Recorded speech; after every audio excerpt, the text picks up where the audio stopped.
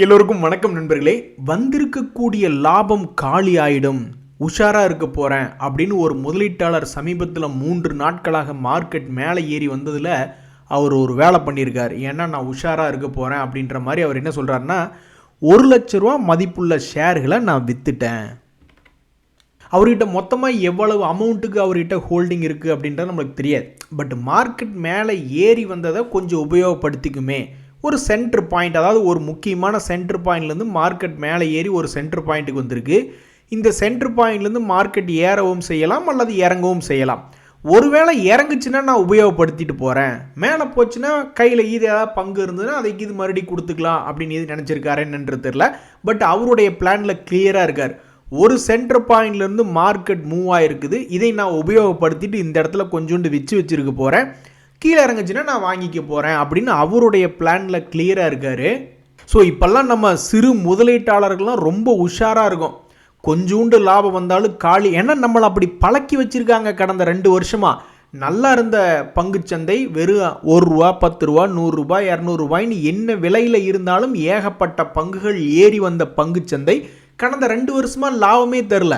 அதனால் வேறு வழி என்ன, மார்க்கெட்டுக்கு ஏற்ற மாதிரி காலத்துக்கு ஏற்ற கோலம் போடுவோம் அப்படின்னு ஏகப்பட்ட பேர் இப்படி மார்க்கெட்டில் ரொம்ப உஷாராக இருக்காங்க. நண்பர்களே, நிச்சயமாக இன்றைக்கி வந்திருக்கக்கூடிய எல்லா செய்திகளுமே ரொம்பவுமே மகிழ்ச்சியான செய்தி. ஸ்டாக் மார்க்கெட்டில் ஒரு நண்பர் சொல்கிறார், இன்றைக்கி பாருங்கள் என் அக்கௌண்ட்டில் 18,000 ரூபாய் லாஸ் குறைஞ்சிருக்கு. இது எவ்வளோ பெரிய அமௌண்ட், ஒரே நாளில் 18,000 லாஸ் குறைஞ்சிருக்கு. இதுக்கு மிக முக்கியமான காரணமாக அவர் என்ன ஃபீல் பண்ணுறாருனா, நான் 70 ஷேர்ஸ் பக்கம் வச்சுருக்கேன். என்னுடைய போர்ட்ஃபோலியோவில் ஷேர்ஸை கவுண்ட் பண்ணி பார்த்தா 70 ஷேர்ஸ் பக்கம் இருக்குது. அதுதான் நான் காரணம்னு நினைக்கிறேன். யோசிச்சு பாருங்கள், 70 ஷேருமே ரெக்கவரி ஆயிருக்குன்னா இன்றைக்கி கண்டிப்பாக போர்ட்ஃபோலியோவில் யாருக்குமே லாஸ் என்பது வர்றதுக்கு வாய்ப்பு ரொம்ப ரொம்ப கம்மி. அப்படியும் இன்றைய போர்ட்ஃபோலியோவில் யாருக்காவது லாஸ் என்பது வந்திருந்தால் அது ஒரு சோகமான நாள் அப்படின்ற மாதிரி தான் எடுத்துக்கணும். நம்ம நண்பருக்குமே இவன் என்ன பண்ண போகிறான்னு தெரியலையே. இந்த ஜியோ பாலிட்டிக்ஸில் இஸ்ரேலும் அமெரிக்காவும் சும்மாவே இருக்க மாட்டேன்றாங்க. இந்த போர் பதற்றம் வரக்கூடிய சனி ஞாயிறுகளில் ஏதாவது பெரிய அளவில் பிக்கப் ஆகிடுமா? இராணுவத்தை ஈரானுக்குள்ளே களமிறக்கி விட்டுருவாங்களா? அமெரிக்கர் இராணுவத்தை கொண்டு போய் ஈரானுக்குள்ளே களமிறக்கி விட்டாங்கன்னா கண்டிப்பாக அது ஒரு மிகப்பெரிய ஒரு கும்பாக்கு உண்டான அடையாளமாக தான் எல்லோரும் பார்க்குறாங்க. ஸ்டாக் மார்க்கெட் கிராஷ் ஆயிருமோ அப்படின்னு தான் எல்லோரும் பார்க்குறாங்க.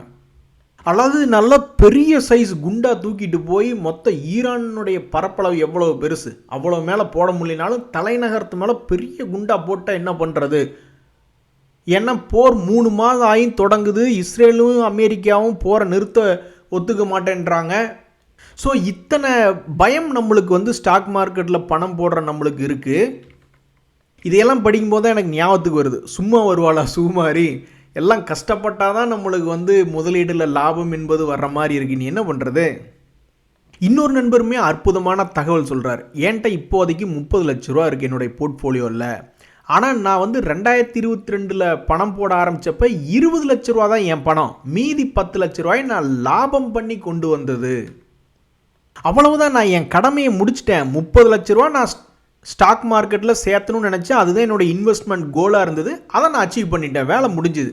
இனிமேல் நான் பாண்டு மார்க்கெட்டுகள்லேயும் ஃபிக்ஸட் டேர்ம் டெபாசிட்லேயும் தான் போட போகிறேன். ஏன்னா அதில் நெகட்டிவிட்டி என்பதே இருக்காது, லாஸ் என்பதுக்கே இன்வெஸ்ட்மெண்ட் போகாது, தொடர்ந்து வருமானம் வரக்கூடிய வேலையை அது பார்த்துக்கும். நண்பர்களே, மார்க்கெட்டில் எந்த ஷேருக்கு வேணாலும் எப்போ வேணாலும் கடுமையான சரிவு அப்படின்றது எப்போ வேணாலும் வரலாம். மார்க்கெட் கிராஷ் என்பது, ஸ்டாக் கிராஷ் என்பது எப்போ வேணாலும் வரலாம். ஒரு நண்பர் சொல்கிறாரு, இன்றைக்கி எம்சிஎக்ஸ் அப்படின்ற ஷேர் கிட்டத்தட்ட 2% இறங்கி போச்சுங்க.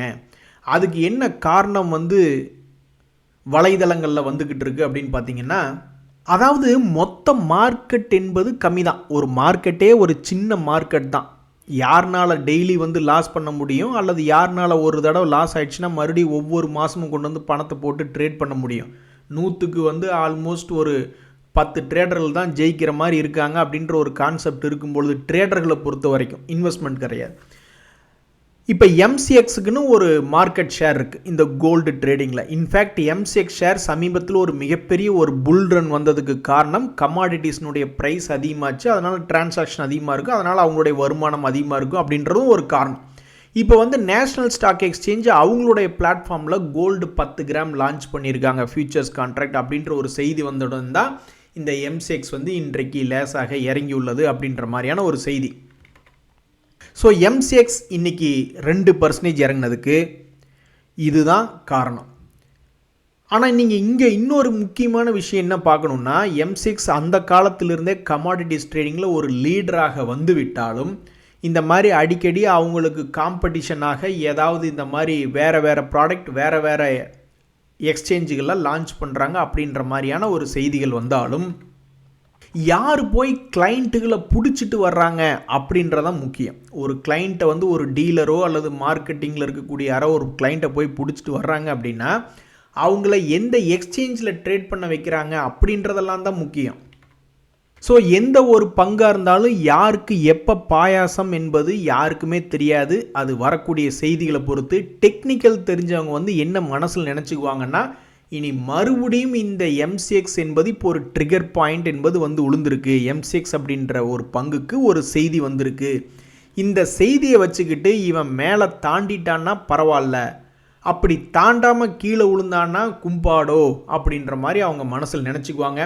ஸோ மிக மிக முக்கியமான ஒரு டேர்னிங் பாயிண்டில் இந்த எம்சிஎக்ஸ் அப்படின்ற ஒரு பங்கினுடைய விலை வந்து நிற்கிது. ஸோ ஷார்ட் டேர்ம் ட்ரேடர்ஸ் எல்லாம் வந்து இனி இது என்ன தொடர்ந்து லாபத்தை தருமா அல்லது கீழே இது உளுந்துருவானா அப்படின்னு ஒரு பதட்டமாக தான் பார்த்துட்ருப்பாங்க. ஆனாலும் கற்றுத்தேர்ந்த மார்க்கெட் வெட்டரன்ஸ் அவங்களுக்கெல்லாம் வந்து இந்த எம்சிஎக்ஸ் என்பது என்ன, இங்கிருந்து அது மேலே பெருசாக போனால் என்ன கீழே போனால் என்ன, என்கிட்ட ட்ரெயிலிங் ஸ்டாப் லாஸ் கான்செப்ட் இருக்குது, பார்ஷியல் ப்ராஃபிட் புக்கிங் இருக்குன்ட்டு அவங்க ரொம்பவுமே ஒரு கன்வீனியன்ட் இடத்துல இருக்காங்க. ஸோ கனவுலையும் நினச்சி பார்க்க முடியாத மாதிரி ஒரு மிகப்பெரிய ஒரு வாலட்டிலிட்டி என்பது அடுத்து பார்க்கக்கூடிய 1 மாதமோ 2 மாதத்துலேயோ இந்த எம்சிஎக்ஸ் அப்படின்ற பங்கில் நடக்குமா, ஒரு மிக முக்கியமான சென்டர் பாயிண்டில் இருக்கானே அப்படின்னு பல ட்ரேடர்கள் வந்து குறிப்பாக இந்த ஃபியூச்சர்ஸ் அண்ட் ஆப்ஷன்ஸில் இருக்கக்கூடிய ட்ரேடர்கள் பெருசாக ஏதாவது ஒரு மாற்றம் அடுத்த மாதமோ அல்லது அதுக்கு அடுத்த மாதத்துக்குள்ளே வந்து விடுமா அப்படின்னு பார்த்துக்கிட்டு இருக்காங்க.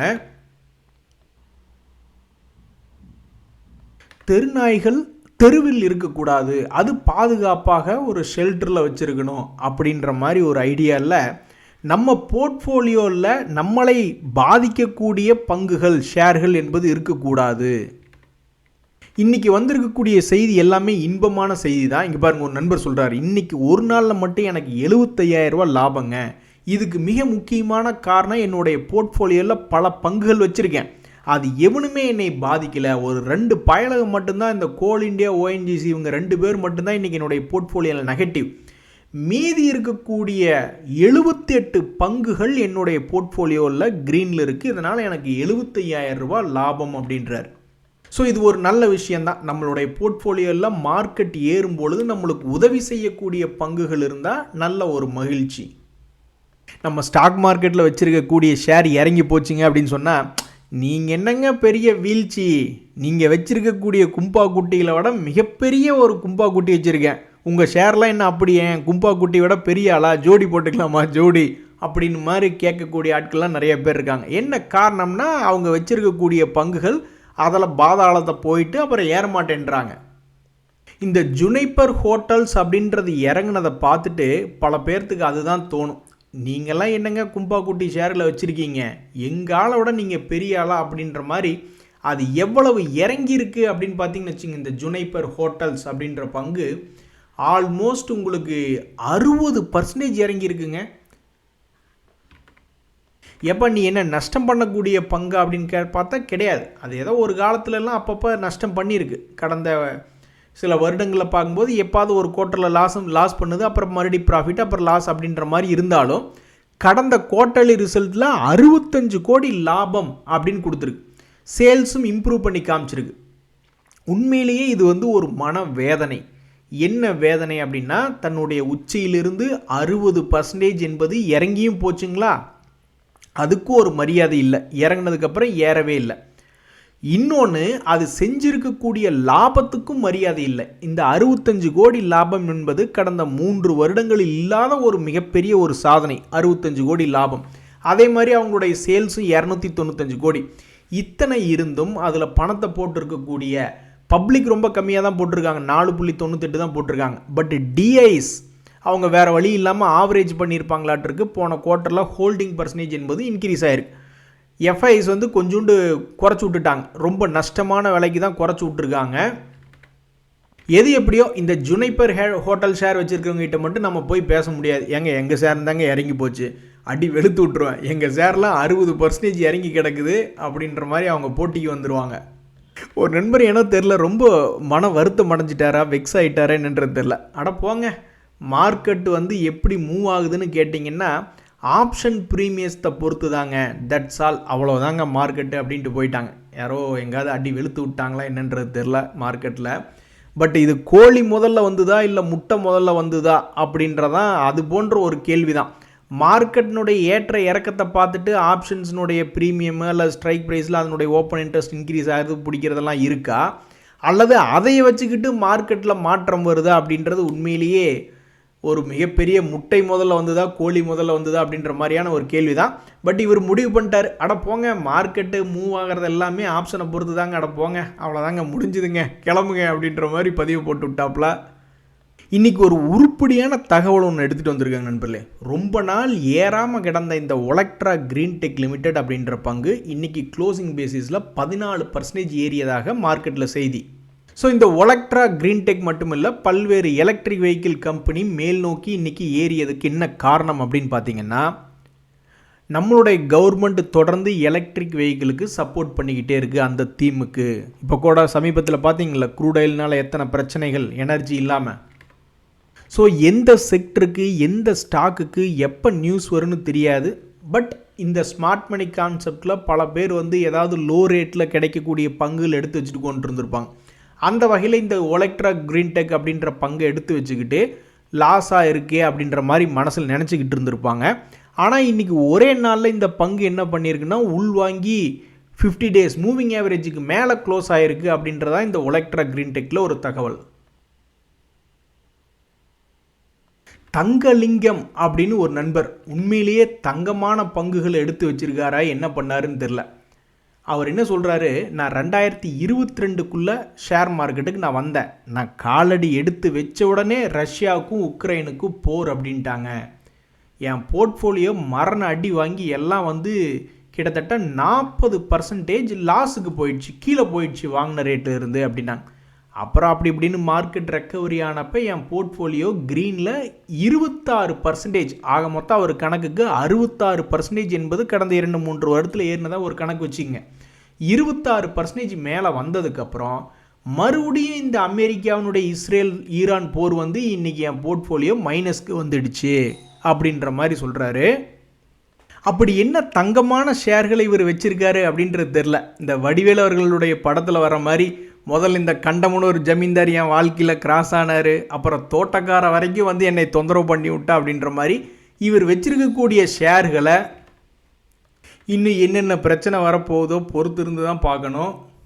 இன்றைக்கி மார்க்கெட்டில் இன்னொரு செய்தி என்னென்னா, இந்த ஹெக்ஸாவேர் டெக்னாலஜிஸ் அப்படின்ற பங்கு எதுக்கு ஒரு 7% திடீர்னு ஒரு இன்பம், துன்பத்திற்கு பிறகு இன்பம் அப்படின்ற மாதிரி அவனுடைய சரிவு ஆல்மோஸ்ட் 900 400 வரைக்கும் போயிட்டு இப்போ 436. இறங்கிய ஷேர்களை பார்த்து வாப்பா வாப்பா வாப்பான்னு எல்லாரும் வந்து ஏகப்பட்ட பேர் கூப்பிட்டுக்கிட்டே இருக்காங்க. அவன் என்னடான்னா இன்னும் ஸ்லோவாகவே சுற்றிக்கிட்டு இருக்காங்க. ஒரு உதாரணத்துக்கு இந்த வோல்டாஸ் அப்படின்ற பங்கு சமீபத்தில் கீழே இறங்கிய பங்கு தான். வாப்பா வாப்பான்னா அது மேலே வந்துட்டு மறுபடியும் கீழே விழுந்துடுச்சு. இனி மறுபடியும் அதே பாட்டு தான், இனி எப்போ திரும்பி வர போகிறீங்க அப்படின்ற மாதிரி. அதே மாதிரி இந்த JSW எனர்ஜி 200 டேஸ் மூவிங் ஆவரேஜை தாண்டி 3 நாளாக ட்ரேட் ஆகிட்டுருக்கு. இருந்தாலும் அது முரண்டு பிடிச்சிக்கிட்டு மேல் நோக்கி வர்றதுக்கு அவ்வளவு சிரமம். அவங்களுக்கு இறங்கிறது மட்டும் கும்பா பாட்டு பாடிட்டு மிகப்பெரிய ஒரு வீழ்ச்சி. சரி மேலே வாங்கப்பா அப்படின்னா போட்டு அப்படியே நிரண்டிக்கிட்டு இருக்காங்க இந்த பங்குகள்லாம். இங்கே பாருங்க நண்பர்களே, இன்னொரு நண்பருமே என்ன ஒரு கமெண்ட் போட்டிருந்தாருன்னா, நான் வந்து இந்த நாட்கோ ஃபார்மா, இந்த ஃபினோலெக்ஸ் கேபிள்ஸ் போன்ற பங்குலாம் நான் ஒரு 1.5 வருஷமாக லாக் ஆகிக்கு வந்துட்டேங்க. அதுக்கப்புறம் என்ன பண்ணேன்னா கொஞ்சம் கொஞ்சமாக பங்குகளை வாங்கி வாங்கி ஆவரேஜ் பண்ணிக்கிட்டே இருந்தேன். இப்போ நோ லாஸ் நோ கெயினில் வந்துட்டேன். ஸோ இது ஒரு சந்தோஷமான மார்க்கெட் தான். நம்ம செய்யக்கூடிய வியாபாரத்தில் தோல்வியிலிருந்து மறுபடியும் லாபம் அப்படின்னு நம்ம ஆவரேஜ் பண்ணி அல்லது ஏதாவது ஒரு ஸ்ட்ராட்டஜி உபயோகப்படுத்தி நஷ்டம் இல்லை அப்படின்னு வரும்பொழுது ரொம்ப மகிழ்ச்சியாக தான் இருக்கும். அதில் பாருங்கள் நண்பர்களே, ஷேர் மார்க்கெட்டில் நம்பிக்கை என்பது எந்த அளவுக்கு வேலை செய்யுதுன்னு பாருங்கள். இந்த ஏத்தர் எனர்ஜி அப்படின்ற பங்கு ஆல்மோஸ்ட் லைஃப் ஹையில் இருக்கான். அங்கிருந்து பல முறை அது கீழே விழுந்திருந்தாலும் திரும்பி வந்து இந்த 2026 அவங்கள நிறைய பேர்த்த காப்பாற்றி விட்டுருக்கு. அதுவே இந்த ஓலா எலக்ட்ரிக் வந்து திரும்பி வந்து எல்லா தடவையெல்லாம் காப்பாற்றி உள்ள ₹70 பக்கத்தில் அதனுடைய ஐபிஓ ப்ரைஸ் அப்படின்ற மாதிரி சமயத்தில் ஒரே ஒரு முறை லிஸ்டிங் சமயத்தில் பணத்தை ஆல்மோஸ்ட் டபுள் பண்ணி விட்டுட்டான். 140 போயிட்டு மறுபடியும் அவன் மேலே வந்து அந்த ஐபிஓ ப்ரைஸுக்கு தான் காப்பாற்றி விட்டுருக்கான். மறுபடியும் மேல் நோக்கி வரும்பொழுது கிட்டத்தட்ட அதே ஐபிஓ ப்ரைஸுக்கு பக்கத்தில் தான் காப்பாற்றி விட்டுருக்கான் 2025 வரைக்கும். இந்த 2026 அவன் காப்பாற்றி விடவே இல்லை. ஆனால் இந்த ஓலா எலக்ட்ரிக்கும் இந்த ஏத்தர் எனர்ஜியும் எதை சார்ந்த நிறுவனங்கள்? இந்த ஓலா எலக்ட்ரிக்கும் எலக்ட்ரிக் வெஹிக்கிள் கம்பெனி இப்போ புதுசாக ஓலா சக்தின்னு பேட்டரின்னு ஏதோ வச்சுருக்காங்க. சரி, ஓகே. இந்த ஏத்தர் எனர்ஜியும் எலக்ட்ரிக் 2 வீலர் தான். ஆனால் இந்த 2 பங்குகளுமே இப்போ வரைக்கும் லாபம் இல்லை. நஷ்டத்தை வந்து இப்போ சமீபத்தினுடைய குவார்ட்டரில் இவங்க குறைச்சிருக்காங்க. ஏத்தர் எனர்ஜி ஓலா எலக்ட்ரிக் அப்படின்னு பார்க்கும்பொழுது அவங்களும் வந்து நஷ்டத்தை குறைச்சிருக்காங்க. இதுக்கு முன்னாடி வந்து 870 கோடியெல்லாம் ஒரு முறை நஷ்டன்னு காமிச்சிருக்காங்க. இவங்களுடைய சேல்ஸ் என்பது அதே மாதிரி ஓலா எலக்ட்ரிக் முதல்ல 1300 கோடிக்கெல்லாம் சேல்ஸ் பண்ணிக்கிட்டு இருந்தவங்க 1600 கோடிக்கெல்லாம் சேல்ஸ் பண்ணிகிட்டு இருந்தவங்க இப்போ வெறும் 470 கோடின்னு அவங்களுடைய சேல்ஸ் குறைஞ்சிக்கிட்டு இருக்குது. ஆனால் இந்த ஏத்தர் எனர்ஜி என்பது சேல்ஸை வந்து கொஞ்சம் கொஞ்சமாக இம்ப்ரூவ் பண்ணி 954 கோடி. ஸோ யார் இருக்காங்க இவங்களுக்கு பின்னாடி அப்படின்றதான் ரொம்ப முக்கியமான விஷயம். இந்த ஏத்தர் எனர்ஜிக்கு பின்னாடி அவங்களுடைய ப்ரொமோட்டர்ஸில் ஹீரோ மோட்டோ கார்ப் என்பவங்க இருக்காங்க. ஸோ ஹீரோ மோட்டோ கார்ப் தன்னுடைய பின்புலத்தை வச்சுக்கிட்டு வந்துட்டாங்க. இந்த ஓலா எலக்ட்ரிக்கில் வந்து ஃபஸ்ட்டு சேல்ஸ் எல்லாம் நல்லா தான் ஆச்சு. ஆனால் சர்வீஸ் ஓரியன்டாக பிரச்சனை அப்படின்ற மாதிரி ஆயிடுச்சு. ஸோ மேனேஜ்மெண்ட் இஸ் இம்பார்ட்டண்ட், அவங்களுடைய எக்ஸ்பீரியன்ஸ் இஸ் இம்பார்ட்டண்ட் அப்படின்ற மாதிரி இந்த ஏத்தர் எனர்ஜி நஷ்டமானாலும் அது தன்னுடைய ஷேர் முதலீட்டாளரில் வந்து லாபத்தில் வச்சுருக்கு, தப்பிக்கிறதுக்கு எஸ்கேப்புக்கு சான்ஸ் இருக்குது. ஆனால் இந்த ஓலா எலக்ட்ரிக் பொறுத்த வரைக்கும் அந்த பிரச்சனைகள்னால இப்போ அது பாவம் இன்னுமே இந்த வருஷத்தில் 2026 ₹70 பக்கத்தில் அதனுடைய ஐபிஓ ரேஞ்சுக்கு பக்கத்தில் மறுபடியும் வரவே இல்லை இப்போ வரைக்கும். ஸோ இதுதான் இந்த ஏத்தர் எனர்ஜி அப்படின்ற ஷேர் பற்றிய செய்தி. சரிங்க நண்பர்களே, நம்மளுடைய மார்க்கெட்டில் யார் எப்போ பாயாசம் போடுவாங்கன்னே தெரியாது, எந்த ஷேருக்கு எப்போ பாயாசம்னு தெரியாது. அதனால தான் ஒரு நண்பர்லாம் பார்த்தீங்கன்னா ஒவ்வொருத்தரும் ஒவ்வொரு கணக்கு போடுவாங்க இல்லையா. ஸோ இவர் என்ன கணக்கு போட்டிருக்காருன்னா, எங்காவது வந்திருக்கிற லாபம் காலி ஆகிடுமோ, உஷாராக இருந்துக்குவோம் அப்படின்ற மாதிரி முடிவு எடுத்திருக்காரு.